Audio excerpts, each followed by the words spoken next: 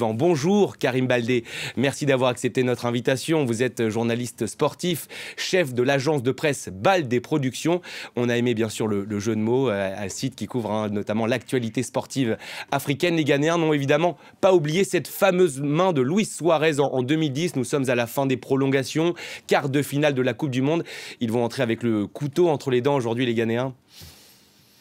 Oui, effectivement, même s'il n'y a qu'un seul joueur de cette époque qui est encore là, à savoir André Ayew, l'une des stars, des Black Stars du Ghana. Mais effectivement, dans la mémoire collective du Ghana et du football africain en général, ça reste un souvenir traumatisant. Il faut se dire que Luis Suarez met cette main alors que le ballon aurait dû rentrer et que derrière, le penalty a été raté, le match va au tir au but et le Ghana s'incline. C'était l'une des dernières chances pour l'instant de voir une équipe africaine se hisser en demi-finale de Coupe du Monde. En plus, c'était sur le sol africain. Alors maintenant, aujourd'hui, en 2022, forcément, les Ghanéens auront à cœur de prendre leur revanche. Mais attention quand même, le sélectionneur Otto Addo a prévenu ses joueurs, et on l'a entendu hier en conférence de presse, il ne faut pas non plus trop mettre du côté émotionnel, rester sur les bases et sur le jeu qu'on a pu voir notamment lors de la victoire face à la Corée du Sud, parce que le Ghana a souvent été assez nerveux, que ce soit à la dernière Coupe d'Afrique des Nations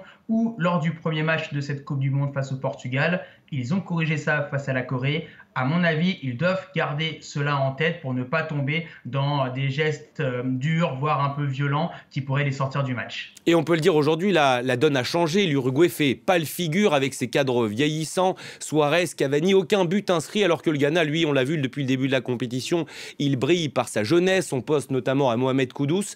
Avantage Ghana aujourd'hui, selon vous ?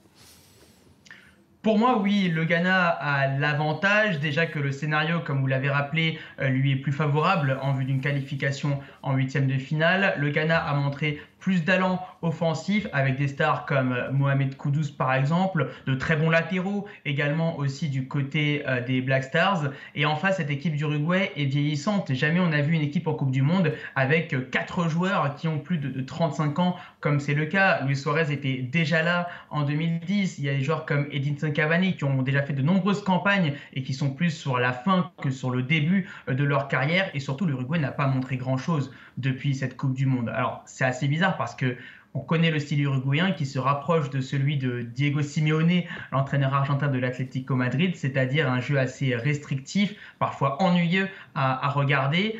On le sait et pourtant on est quand même déçu à la fin. Et ça a encore été le cas depuis le début de la Coupe du Monde avec un triste match nul pour commencer. Et puis, donc on verra bien ce qui se passera côté uruguayen. Mais je pense que le momentum en tout cas est beaucoup plus en faveur du Ghana que de l'Uruguay. Bon, pour le Cameroun, 3e avec un point, on l'a dit, ça s'annonce plus compliqué face au Brésil. Leur chance peut-être, la Seleção est déjà qualifiée et pourrait donc faire tourner pour ce dernier match de poule, vous y croyez ?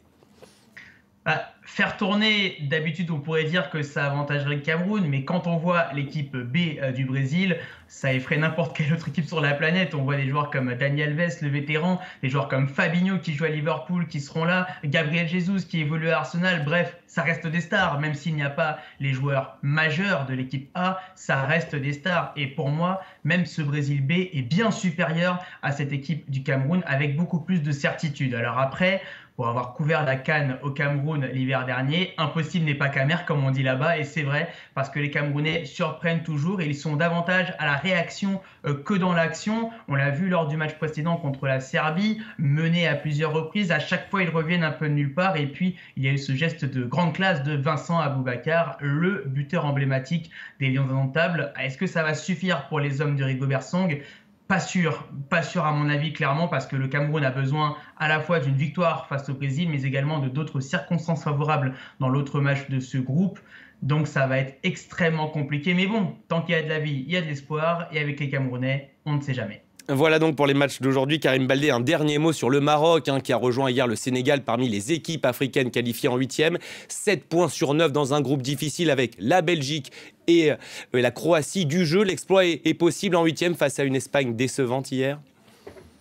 Oui, l'exploit est possible et surtout, il faut donner beaucoup de crédit à Walid Regragui, le sélectionneur charismatique des Lions de l'Atlas, arrivé sur le banc de touche au mois de septembre, donc c'était hier en quelque sorte à l'échelle du football. Et il a réussi en quelques semaines à mettre en place un état d'esprit beaucoup plus combatif que l'équipe du Maroc à la CAN, par exemple, en début d'année. Et puis surtout, il y a du jeu avec le retour de Hakim Ziyech, qui est la star de l'équipe. Ziyech joue très peu en club à Chelsea. Il était attendu depuis des années en sélection, embrouillé avec l'ancien sélectionneur Vaïd Halilhodžić. Maintenant que Regragui est là, Ziyech est là aussi. Et puis depuis le début de la compétition, on le voit au sommet de son art. Son but magistral face au Canada hier en atteste. Et les Marocains sont à la fois solides défensivement. Ils n'ont pris qu'un seul but depuis le mois de septembre. Depuis que Regragui est venu, ça fait 6 ou 7 matchs maintenant avec un seul but encaissé. Et encore, c'était un but contre son camp de Naïef Aguerd. Donc les Marocains ont toutes les cartes en main et surtout cette solidité à tous les postes avec un grand gardien comme Yacine Bono également